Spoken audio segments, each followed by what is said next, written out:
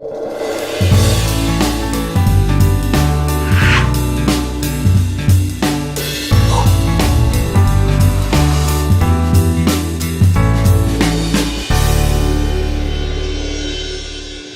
irmãos, eu quero manifestar a minha satisfação de poder participar desta conferência teológica e meu desejo é que Deus continue a abençoar este evento, aos palestrantes e todos os irmãos que têm participado do mesmo.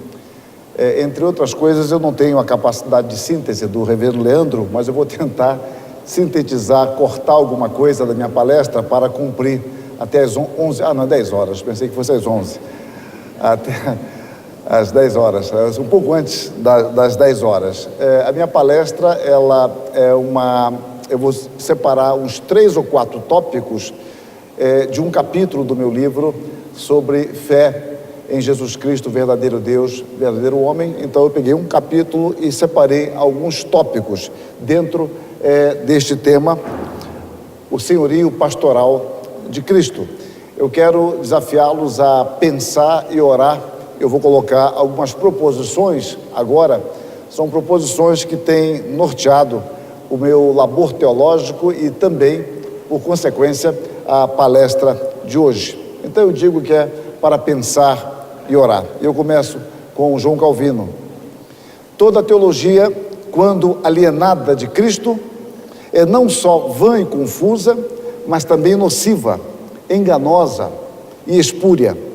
Porque ainda que os filósofos, às vezes, pronunciassem ditos excelentes, contudo nada tem senão o que é transitório e ainda eivado de sentimentos ímpios e errôneos.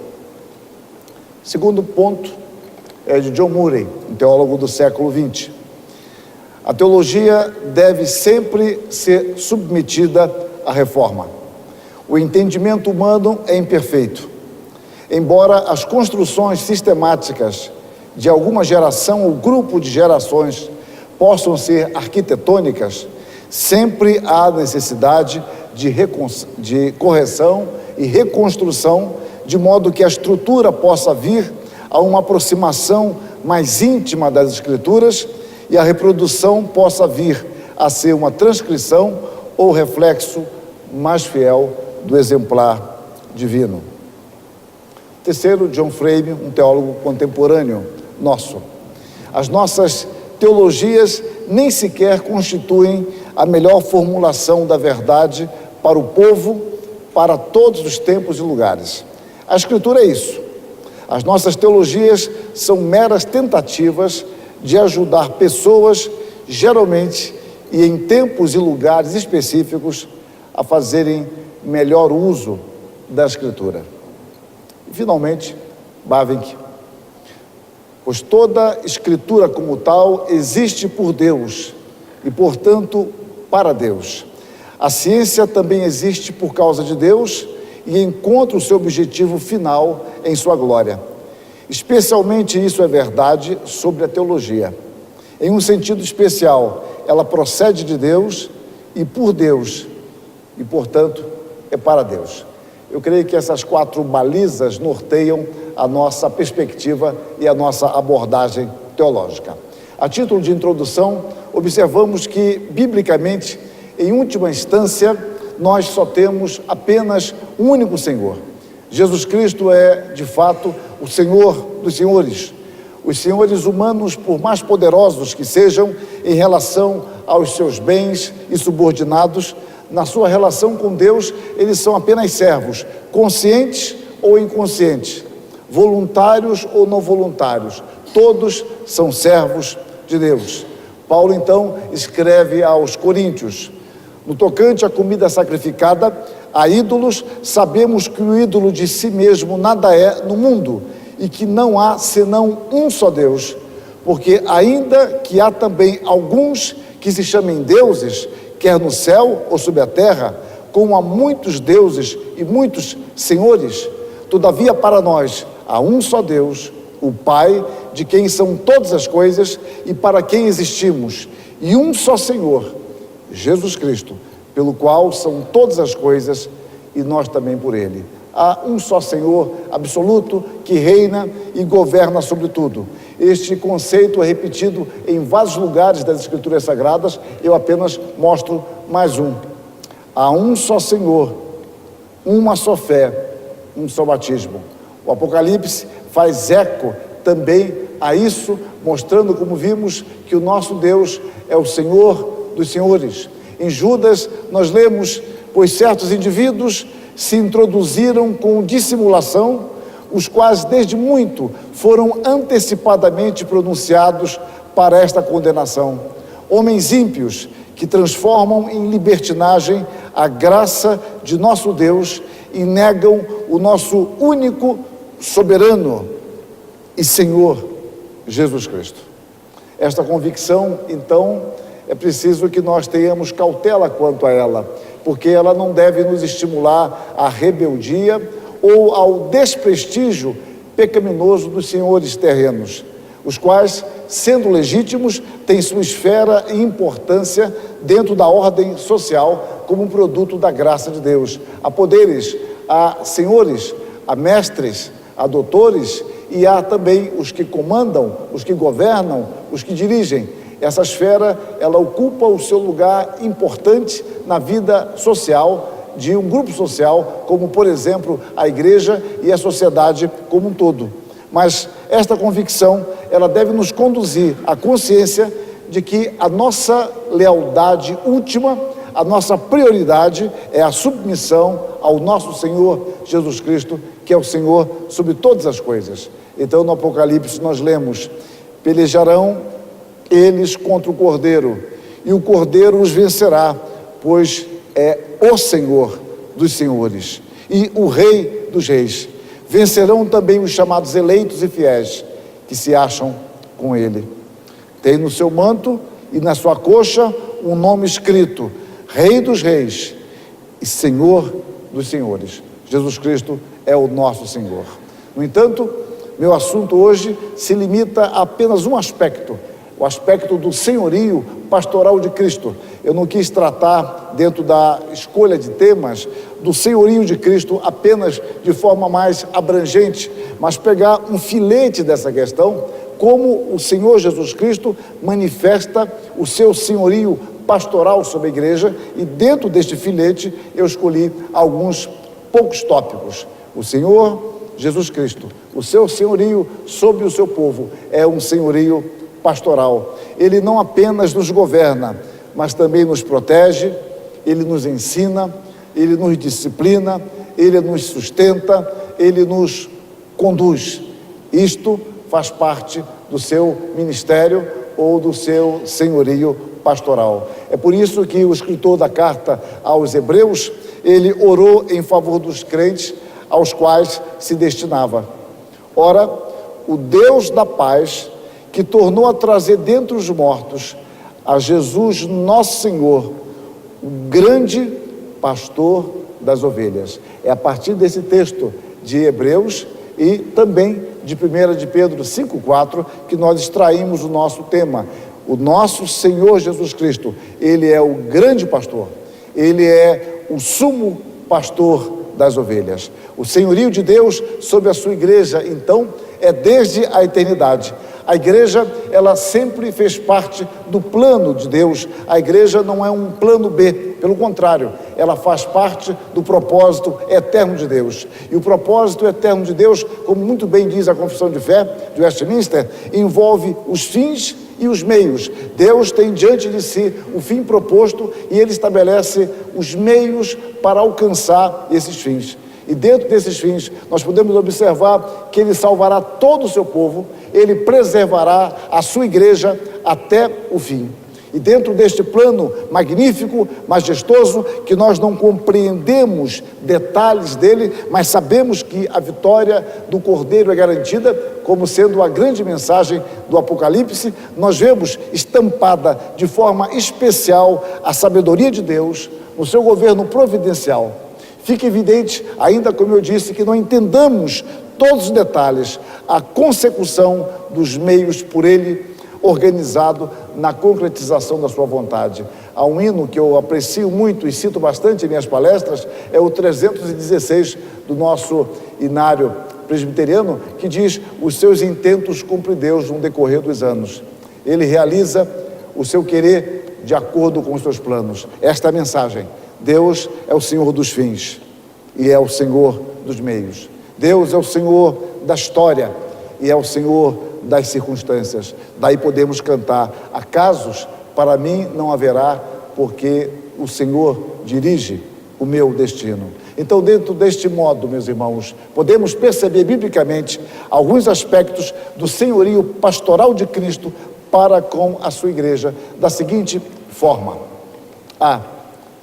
Salvou-nos conforme o decreto eterno de Deus. Dentro da perspectiva da igreja e do senhorio de Cristo, nós observamos que o Senhor manifesta o seu senhorio pastoral, nos salvando conforme a sua vontade, conforme o seu decreto eterno. Nós fomos destinados à salvação eterna em Cristo, o nosso Senhor.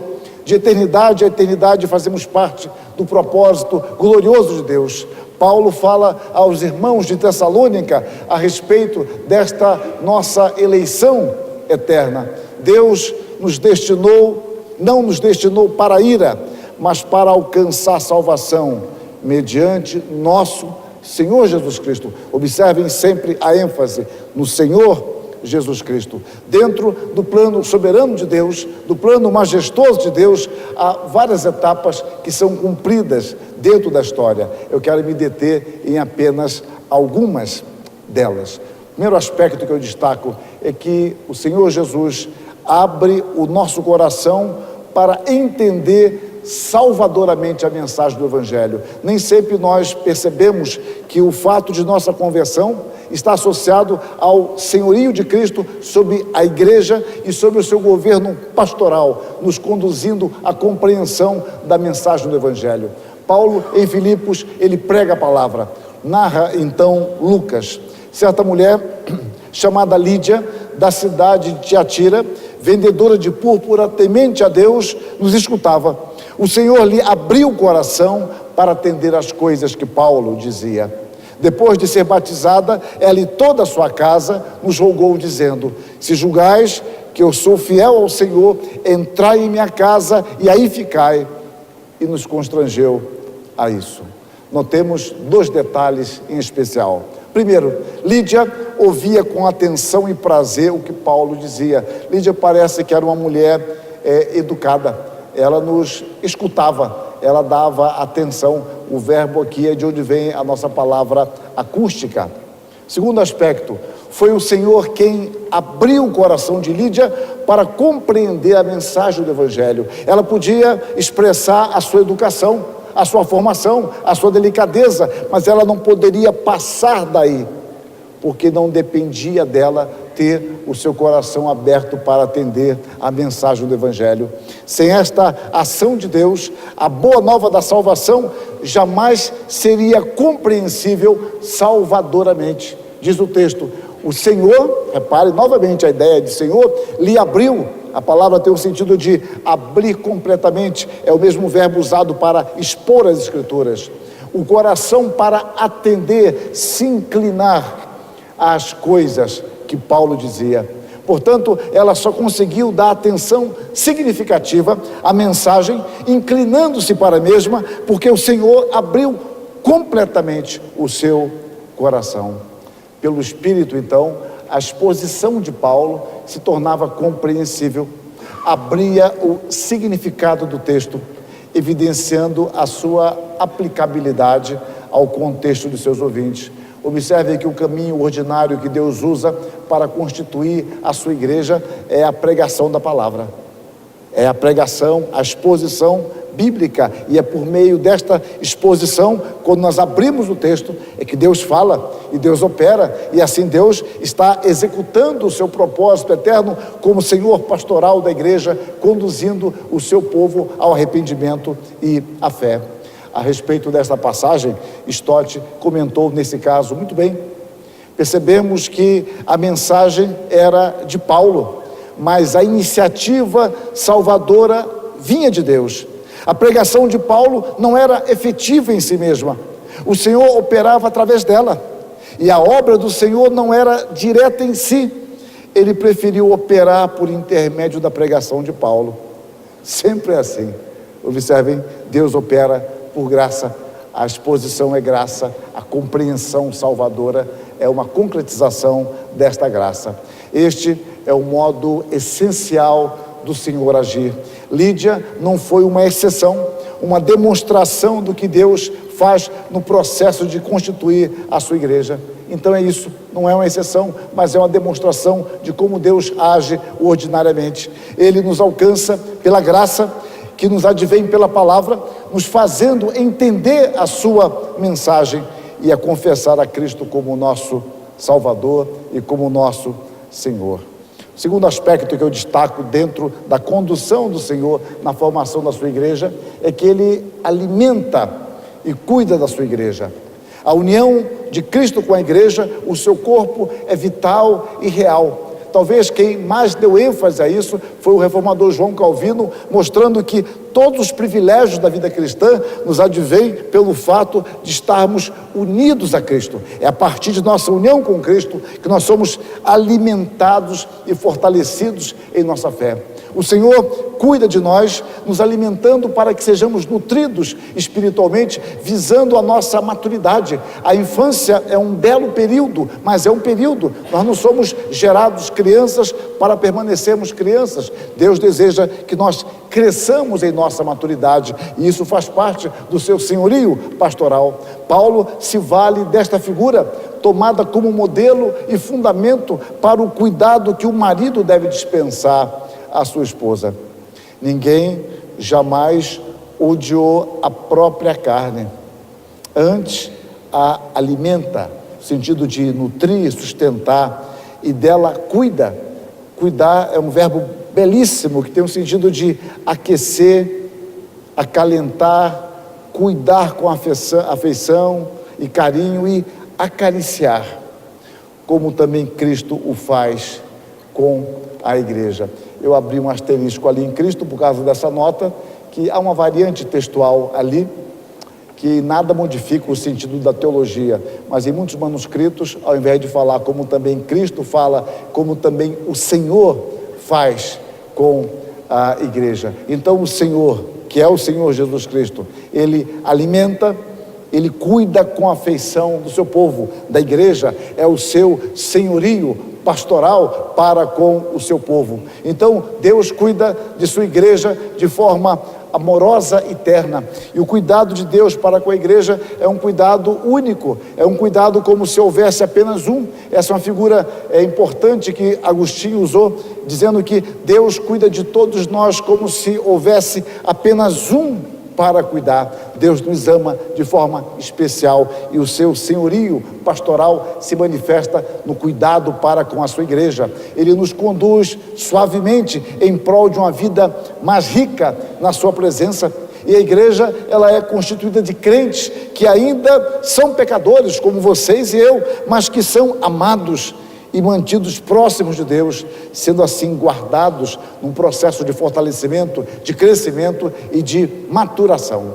Um outro aspecto dentro do senhorio pastoral de Cristo é que Ele faz a igreja crescer, abençoando providencialmente o nosso trabalho.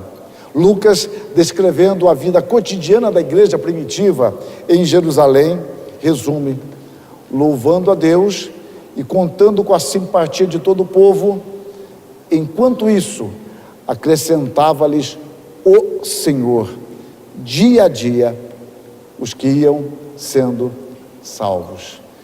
O Senhor cuida de sua igreja de modo surpreendente a nós, não a Ele, mas a nós. Por vezes, o nosso aparente fracasso se manifesta em grandes vitórias sob o cuidado soberano e pastoral de Deus. E isso faz parte da vida cristã e do ministério de um modo muito especial. Há ocasiões que você tem a nítida sensação de que fracassou, que os frutos foram frustrados, e na realidade ali há grandes frutos que nós poderemos perceber algum dia, ou talvez Deus não nos dê a conhecer isso. Outras vezes o nosso trabalho e testemunho cotidianos, que parecem ser tão rotineiros, se mostram por graça poderosos no crescimento e amadurecimento da igreja, e às vezes você não tem a nítida percepção de como Deus abençoa o seu trabalho. Às vezes você acha que foi bem sucedido e não foi. Outras vezes você acha que aquilo é tão simplório, que o que você disse, o que você pôde fazer foi tão pequeno, mas Deus abençoa. Ele é o Senhor da igreja. A nossa percepção espiritual não serve de parâmetro e de limite para o poder e a ação de Deus. O contexto de Atos nos diz que enquanto a igreja pregava a palavra, vivia em comunhão, participava publicamente do culto, da ceia, orava e louvava a Deus, acrescentava-lhes o Senhor dia a dia os que iam sendo salvos. É o Senhor, que é o pastor da sua igreja, que dá o crescimento ao povo de Deus. O verbo, no modo imperfeito ativo, apresenta a ideia de que a obra de Deus vinha sendo feita e continuava pelo poder de Deus. É Deus quem dá o crescimento. A igreja, na sua rotina de obediência, de serviço a Deus, ela usufrui por graça, não por mérito, da bondade de Deus. E o Senhor cuida da sua igreja, é Ele quem lhe dá o crescimento. É o Senhor quem faz a sua igreja crescer por meio de conversões que Ele mesmo opera. Um outro aspecto dentro do senhorio pastoral de Cristo é que Ele vocaciona e dá autoridade aos seus ministros. Uma das formas pelas quais Deus se vale para cuidar de sua igreja é vocacionando e habilitando seus pastores para que por meio deles alimentar e cuidar do seu rebanho. Lucas descreve de forma sucinta e reverente a vocação do apóstolo Paulo e a comissão de Ananias. Mas o Senhor lhe disse: vai, porque este é para mim um instrumento escolhido para levar o meu nome perante os gentios e reis, bem como perante os filhos de Israel. Pois eu lhe mostrarei quanto lhe importa sofrer pelo meu nome. Então Ananias foi, e entrando na casa, impôs sobre ele as mãos, dizendo: Saulo, irmão, o Senhor me enviou, a saber, o próprio Jesus que te apareceu no caminho por onde vinhas, para que recuperes a vista e fiques cheio do Espírito Santo. Meus irmãos, é um texto de conflito. Ananias não entendia perfeitamente isto, mas ele sabia que o Senhor o enviou. E ele está dizendo para Saulo: olha, eu não estou aqui por moto próprio não, mas o Senhor me enviou. O Senhor da igreja é assim, Ele chama, Ele transforma, Ele dirige a sua igreja. Mais tarde, Paulo pôde escrever a Timóteo: sou grato para com aquele que me fortaleceu, Cristo Jesus, nosso Senhor, que me considerou fiel, designando-me para o ministério. Paulo, antigo Saulo, seria o último homem que alguém poderia imaginar sendo apóstolo, mas Deus, o Senhor da igreja, comissionou, designando para o ministério. No seu chamado, Paulo reconhecia a autoridade apostólica conferida pelo Senhor para a edificação da igreja. Porque se eu me gloriar um pouco mais a respeito da nossa autoridade, a qual o Senhor nos conferiu para a edificação e não para a destruição vossa, não me envergonharei. A consciência de que Deus o chamou, que Deus lhe conferiu uma autoridade específica para edificar a igreja de Cristo. Calvino, então, acentua a responsabilidade do presbítero, que é o mesmo que pastor. Ele entende que Deus se dignou em consagrar a si mesmo as bocas e línguas dos homens, para que neles faça ressoar sua própria voz. Deste modo, os pastores não estão a seu próprio serviço, mas de Cristo. Eles não buscam discípulos para si mesmos, mas para Jesus Cristo. Na época que nós amamos tanto o discipulado pessoal, nós formamos discípulos para nós, e na realidade nós estamos trabalhando no discipulado de Cristo, pessoas para seguirem a Jesus Cristo. A fé, diz Calvino, não admite glorificação, senão exclusivamente em Cristo. Segue-se que aqueles que exaltam excessivamente a homens, os privam de sua genuína grandeza. pois a coisa mais importante de todas é que eles são ministros da fé, ou seja, conquistam seguidores, sim, mas não para eles mesmos, e sim para Cristo. Nós estamos servindo ao Senhor da igreja. Portanto, a esfera de autoridade do presbítero ou pastor é derivada da palavra, e enquanto permanecer fiel a ela, o pastor não tem autoridade inerente se ele for infiel para com a palavra. Nenhum ministro tem autoridade vitalícia, inerente ou autóctone, que parta dele mesmo. Ele não é o ponto de referência, ele é um comissionado por Deus. Calvino tinha bastante clareza bíblica quanto a isso. A primeira regra do ministro é não tentar fazer coisa alguma sem estar baseada em algum ou baseado em algum mandamento. Outra vez, as únicas pessoas que têm o direito de ser ouvidas são aquelas a quem Deus enviou e que falam a palavra de sua boca. Portanto, para qualquer homem exercer autoridade, duas coisas são requeridas: o chamamento divino e o desempenho fiel do ofício por parte daquele que foi chamado. Quando nós não desempenhamos isto, eu estou negando o meu chamado. Eu estou indo de encontro ao senhorio de Cristo, ao seu senhorio pastoral, que dentro da sua graça se dignou em conduzir a sua igreja, por intermédio também de homens como nós, limitados, pecadores, mas que Deus assim chamou e o capacitou para dirigir a igreja. Desta forma, todo o ofício do presbítero ou do pastor gira em torno da palavra. Se quisermos ser considerados mestres cristãos, devemos ser fiéis à verdade bíblica. A infidelidade, ao contrário do que possa parecer em um primeiro momento, não consiste apenas em acrescentar ensinamentos estranhos. Quando nós acrescentamos ensinamentos estranhos, isso é muito mais evidente. Mas há um outro aspecto mais sutil: quando nós omitimos, nos contentamos com amenidades, sem expor com clareza, fidelidade e profundidade a palavra, não conduzindo o rebanho a um conhecimento mais elevado de Deus. A infidelidade, em outras palavras, não é apenas ensinar heresia, mas é deixar de conduzir o rebanho ao qual o sumo pastor nos chamou para conduzir na profundidade, na clareza, na fidelidade bíblica. A clareza, ela só é possível se compreendermos adequadamente o texto bíblico.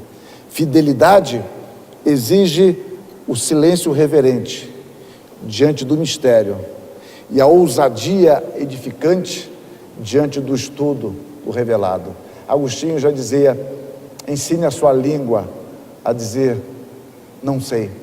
Quando eu era estudante, o meu medo sempre foi esse, era uma piada de estudante, é que minha língua viciasse e eu sempre nunca soubesse. Então era um perigo.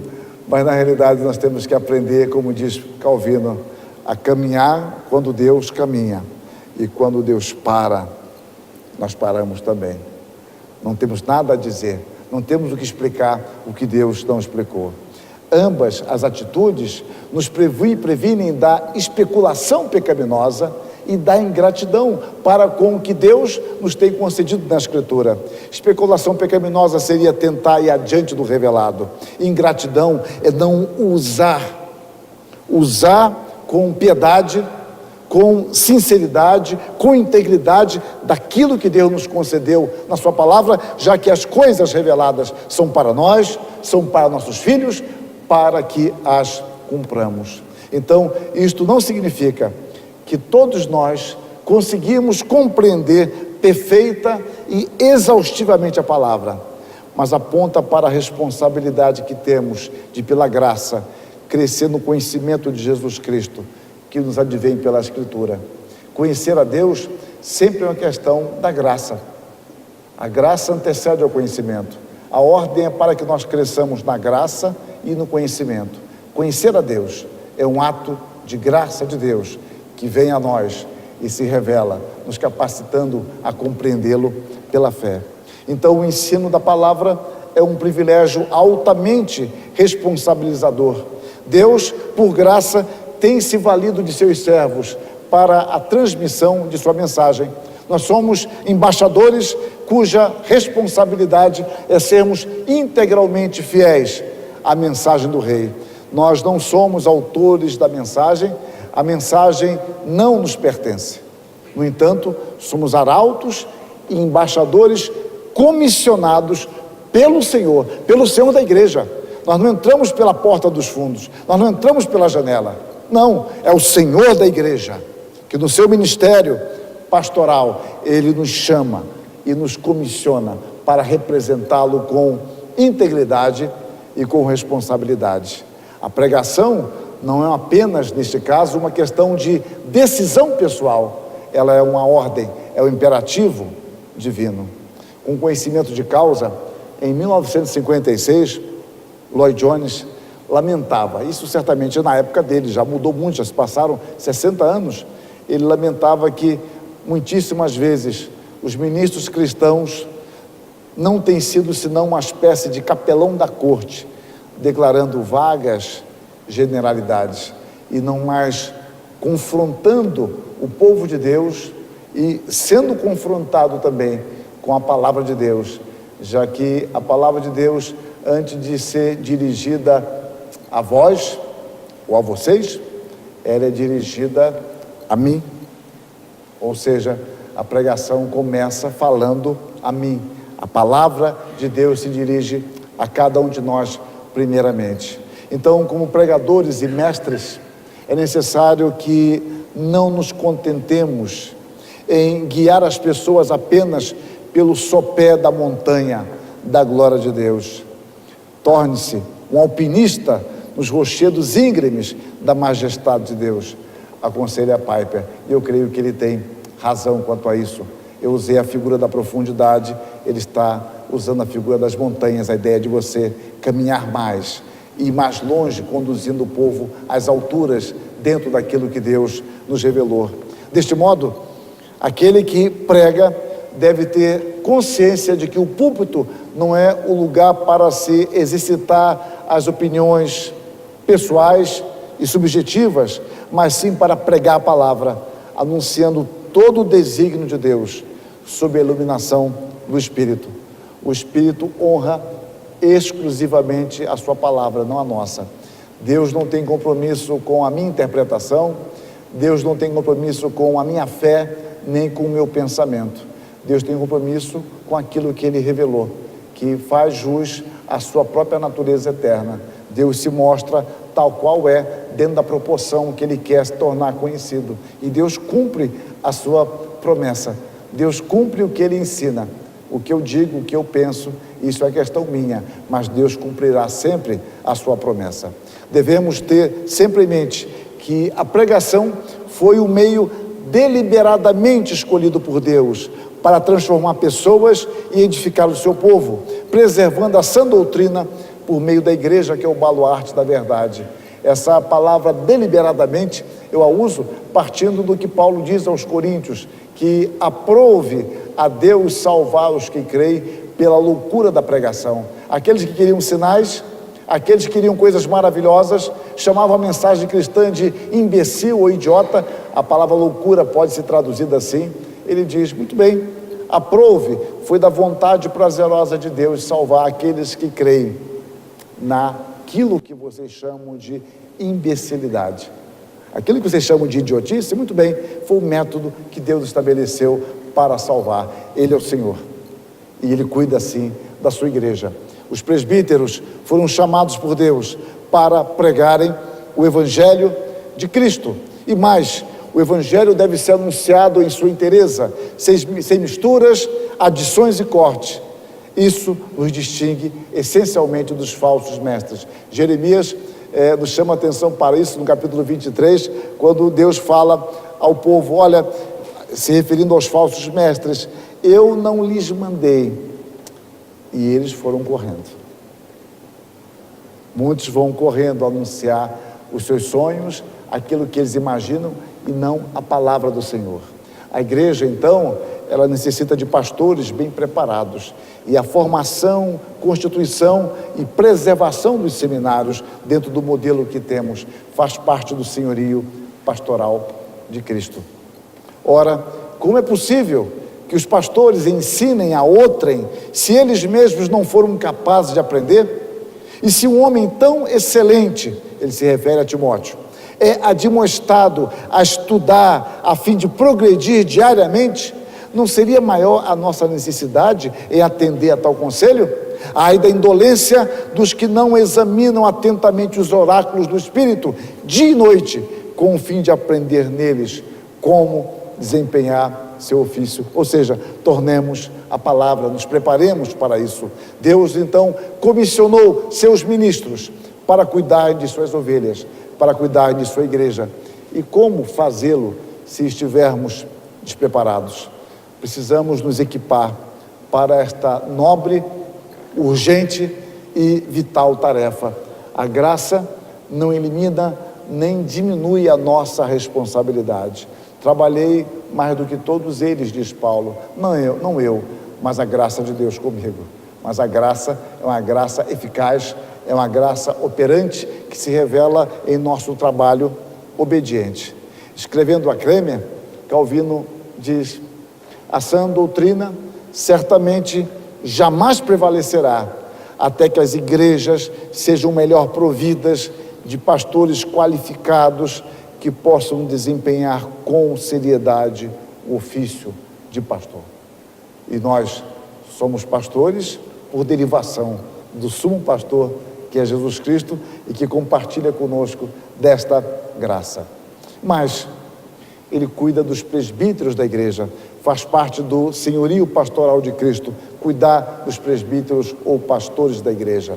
O Senhor, que vocaciona os seus ministros, também os capacita, concedendo graça para realizarem a sua obra.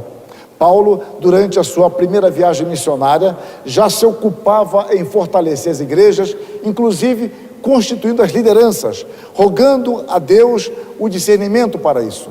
Assim, mesmo correndo o risco de morte, corajosamente voltou à região onde sofrera grande perseguição. O seu objetivo era fortalecer os irmãos. Parece que em Atos, a pregação do Evangelho, a difusão do reino, envolvia ser alvo de perseguição e morte. Os heróis de Atos tinham a cruz como companheira constante.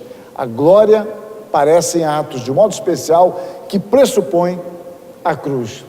Esta pavimenta, por vezes, o caminho do cristão. E daí vemos tantas perseguições em Atos ou deduzido pelas cartas que temos. Então, dentro do propósito apostólico de fortalecer e consolidar as igrejas, a fim de que o Evangelho não caísse no esquecimento e as igrejas seguissem estruturadas com seus ofícios ordinários, a sua agenda envolvia a eleição de presbíteros para que continuassem o ensino da igreja. Charles Erdman, um teólogo já um pouco esquecido, escreveu isso em 1919. Ele foi um grande teólogo em Princeton, momentos antes da divisão, quando saíram os teólogos para criar aquele seminário de Westminster. E ele que aguentou as pontas por lá. Mas o Erdman fala algo muito curioso. O programa missionário, para ser completo, há de visar a fundação de igrejas que a si mesmas governem, sustentem e promovam os meios de sua propagação. Foi sempre este o propósito e a prática do apóstolo Paulo. Parece que nós temos que voltar a isso hoje, onde há uma proliferação de igrejas que ficam 30, 40, 50 anos e foram mal estruturadas, e o caminho delas é voltar a ser congregação presbiterial. Como isso é uma anomalia constitucional, acabam voltando a ser congregação de igreja, apenas para expressar, por vezes, um crescimento de relatório com a disseminação de igrejas que geram mais presbitérios e sínodos para gerar poder e não o reino de Deus. Parece que o que ele disse ainda é atual. Mas continuemos aqui. A rapidez do processo descrito pode ser explicada pela conversão de muitos judeus, porque você lê Atos e fica admirado como é que rapidamente os judeus entendiam aquilo, mais ainda os gentios, como é que os gentios conseguiam alcançar aquela mensagem. Parece que eles estavam familiarizados com as escrituras do Antigo Testamento e também pelo trabalho missionário judaico entre os pagãos. Lucas então narra: Sobrevieram, porém, judeus de Antioquia e Icônio, e instigando as multidões e apedrejando a Paulo, arrastaram-no para fora da cidade, dando-o por morto. Rodeando-no, porém, os discípulos, levantou-se e entrou na cidade. No dia seguinte, partiu com Barnabé para Derbe. E tendo anunciado o evangelho naquela cidade e feito muitos discípulos, voltaram para Listra, Icônio e Antioquia. Antes de continuar a leitura, eu lembro que uma vez o reverendo Leandro e eu estávamos em João Pessoa, numa conferência, e você fez menção desse texto. Eu nunca esqueci a ideia que você passou muito bem. Ele foi dado como morto, parece que levantou e agora vamos para onde? Ou seja, a gente tem sempre que dar atenção ao texto. Ele foi mostrado como morto. Ele não estava ali mais ou menos, não, como morto. E agora se levanta e ele continua o trabalho. E vamos lá. Fortalecendo a alma dos discípulos, exortando-os a permanecer firmes na fé e mostrando que, através de muitas tribulações, nos importa entrar no reino de Deus. E promovendo-lhes em cada igreja a eleição de presbíteros, depois de orar com jejuns, os encomendaram ao Senhor em quem haviam crido. Meus irmãos, é um texto magnífico. Os presbíteros foram eleitos pela igreja e agora são confiados ao Senhor, porque o Senhor, de fato, é quem governa esta igreja. Notemos que os presbíteros que foram eleitos eram entre os crentes, os que criam no Senhor. Não há terceirização de presbíteros na igreja. Eles foram eleitos entre eles, entre os que criam no Evangelho, que criam no Senhor. E mais, como todos os demais crentes, foram confiados ao Senhor da igreja. Nós somos servos. Sempre seremos servos. Nada mais do que isso. Somos servos do Senhor. Os presbíteros terão responsabilidades espirituais maiores. Paulo, quando fala aos presbíteros em Mileto, aos presbíteros de Éfeso, ele diz que o Senhor vos constituiu bispos, que é o mesmo que presbítero. Basta comparar com o verso 17 de Atos 20, para pastoreardes a igreja de Deus, a qual ele comprou com o seu próprio sangue. É um texto magnífico que fala que Jesus Cristo é Deus, sangue de Deus, porque Jesus Cristo é Deus. Paulo pode usar essa figura. Então, a responsabilidade é cuidar da igreja de Deus. Contudo, por graça, não são autônomos, continuam sendo do Senhor. Somente o Senhor pode nos confirmar em nosso trabalho e ofício. É Ele quem dirige e preserva a igreja. A igreja então deve orar por seus presbíteros. Os presbíteros devem orar pela igreja, reconhecendo a sua total incapacidade em conduzir o povo de Deus sem a bênção do Senhor. Orar é expressar a convicção de nossa total incapacidade e, ao mesmo tempo, a total confiança no Senhor. Portanto, os presbíteros devem buscar instrução, discernimento e amparo no Senhor, a quem foram confiados. Calvino, comentando o texto, fala dos motivos da oração por parte da igreja.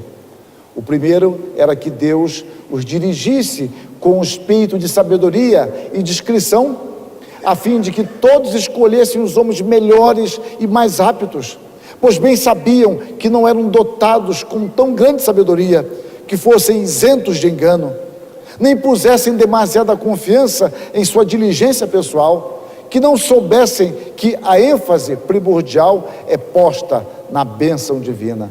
Assim vemos diariamente que os critérios dos homens erram onde não se manifesta nenhuma diretriz celestial, e que em todos os labores nada resulta se a mão divina não estiver com eles. Estes são os genuínos auspícios dos santos, invocar o Espírito de Deus para que presida seus conselhos. E se esta é a regra a observar-se em todas as nossas atividades, então, no que diz respeito ao governo da igreja, o qual depende inteiramente de sua vontade, devemos tomar todo o cuidado para nada tentarmos, senão tendo-o por líder e presidente. Ora, seu segundo propósito em orar era para que Deus dotasse com os necessários dons àqueles que eram eleitos pastores, pois o cumprimento deste ofício, tão fielmente quanto se deve, é uma atividade mais árdua do que a força humana é capaz de suportar. Portanto, imploram o auxílio divino, também nesta conexão com Paulo e Barnabé assumindo a liderança. É um texto, é o comentário que Calvino faz, que ainda não está traduzido, desse texto de Atos 14, 23. Em outro lugar, acrescenta: como compreendessem estarem a fazer coisa de todas a mais séria, nada ousavam tentar, senão com suma reverência e solicitude. Mais do que tudo, porém, aplicaram-se às preces, nas quais a Deus pedissem o espírito de conselho e de discernimento, porque o Senhor Jesus Cristo, Ele pastoreia a sua igreja. Eu vou pular aqui, já vou para minhas considerações finais, por causa do nosso tempo.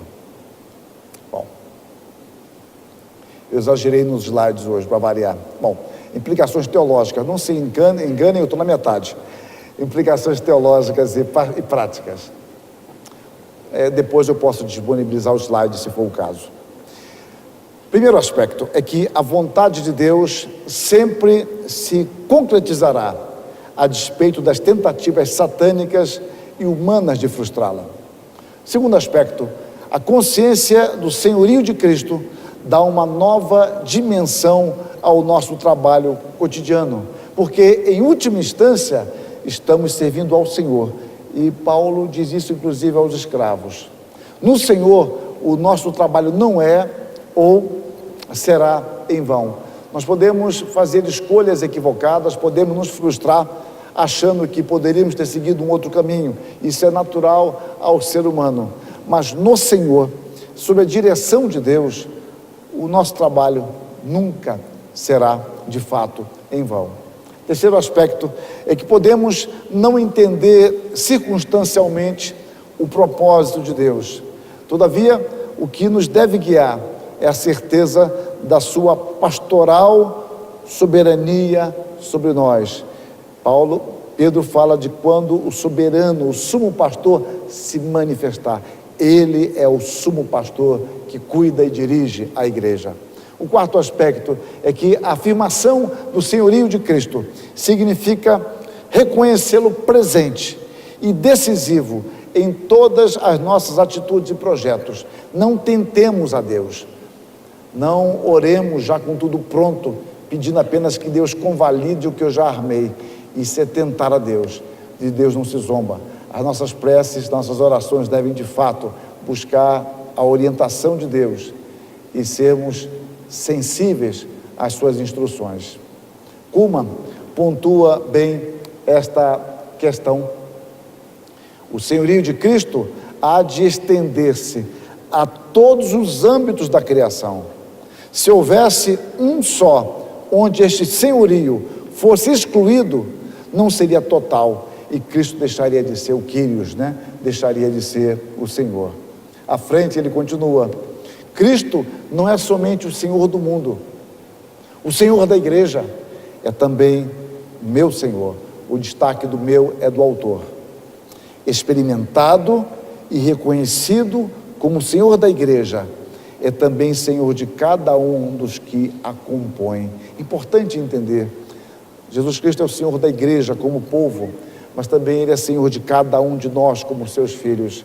Nós não podemos nos perder diante do universo da igreja. Devemos entender claramente isso, que Ele dirige a igreja, mas também devemos entender, sem perder a grandeza dessa dimensão, que Ele dirige a nossa vida e que devemos buscar o seu pastorado, a sua instrução. O quinto aspecto é que o senhorio de Cristo, como foi compreendido pelos primeiros cristãos, não se relacionava apenas à memória passada ou a uma esperança futura, mas à realidade de sua presença preservadora no meio de sua igreja. Eis que estou convosco todos os dias até a consumação dos séculos. E ele fala isso após dizer: toda autoridade me foi dada. Ele é o Senhor. O Senhor Jesus é aquele a quem podemos invocar, orar e cultuar. Ele é o Deus presente e próximo do seu povo. Sexto aspecto é que em nosso serviço e ministério somos chamados à obediência, certos de que o crescimento da igreja provém do Senhor.